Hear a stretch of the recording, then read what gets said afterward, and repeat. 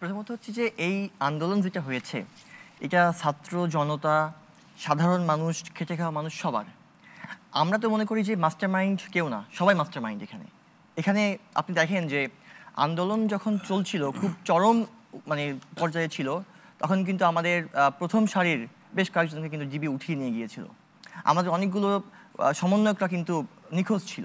আপনারা দেখেছেন নাহিদ নিখোঁজ ছিল, তখন আসিফ নিখোঁজ ছিল। তাহলে যখন সবাইকে উঠিয়ে নিয়ে যাওয়া হলো জিবি অফিসে, তখন কে ছিল প্রধান? কেউ না কেউ দাঁড়িয়ে গেছে। এখানে কাউকে দায়িত্ব দেওয়া হয়নি যে এখন আমি নেই তুমি করো, এখন আমি নেই তুমি করো।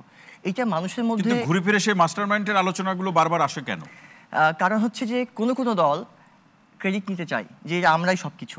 একটু আগেই মনি আপা বললেন যে কে আছেন সেটা তো আমরা জানি না, এটা ইতিহাস সাক্ষী দিবে কিংবা হয়তো মনি আপা বলছেন পিছনে কেউ পৃষ্ঠপোষক আছে।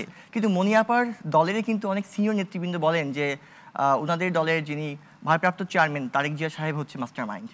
আবার অন্যান্য অনেকে বলেন যে আমাদের ছাত্র আন্দোলনের মাহফুজ আলমকে বলে হয়েছে মাস্টারমাইন্ড। কিন্তু আমরা মনে করি এখানে মাস্টারমাইন্ড সারা বাংলাদেশের সবাই। এখানের এই আন্দোলনের স্টেক হোল্ডার, এই আন্দোলনের ক্রেডিট সবার। আমরা কোনো ব্যক্তি বিশেষকে দিতে চাই না। আমরা মনে করি এই আন্দোলনটা ছিল সবার। এই আন্দোলনে দেখেন শুধুমাত্র কিন্তু ছাত্র মারা গিয়েছে তা না, জনতা মারা গিয়েছে, একজন রিক্সাওয়ালা মারা গিয়েছেন, চায়ের দোকানদার মারা গিয়েছেন, ছোট বাচ্চা মারা গেছেন, শিশু মারা গিয়েছেন। তাহলে এই আন্দোলনটা কি কোনো ব্যক্তি বিশেষের না, সবার। তাহলে এই আন্দোলনের ক্রেডিট সবার। এই 6 মাসে এসে গণঅভ্যুত্থান এখন সবার আছে? এই প্রশ্নটা খুবই ভ্যালিড, সবার আছে কিনা। দেখুন এখানেও কিন্তু প্রশ্ন আসছে, কেউ কেউ এই গণঅভ্যুত্থানকেও তো অস্বীকার করার চেষ্টা করছেন এবং অনেকেই তো এই গণঅভ্যুত্থানকে স্বীকারই করতে চাচ্ছেন না। কিংবা আজকে রাজনৈতিক দলগুলোর মধ্যে নির্বাচনের কথা আসছে, সংস্কার নিয়ে কথা আসছে।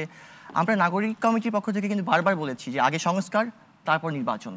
আমরা বলছি যে এই মুহূর্তে দরকার বিচার এবং সংস্কার। তাহলে বিচারটা যদি না হয় বা সংস্কার যদি না হয়, তাহলে এই নতুন সরকারের বা এই যে ইন্টারিম গভর্নমেন্ট বলছি তাদের মূল কাজ কি? সেক্ষেত্রে রাজনৈতিক দল তো বলছে যে শাকিল আহমেদ যে কতদিনে বিচার কতদিনে সংস্কার।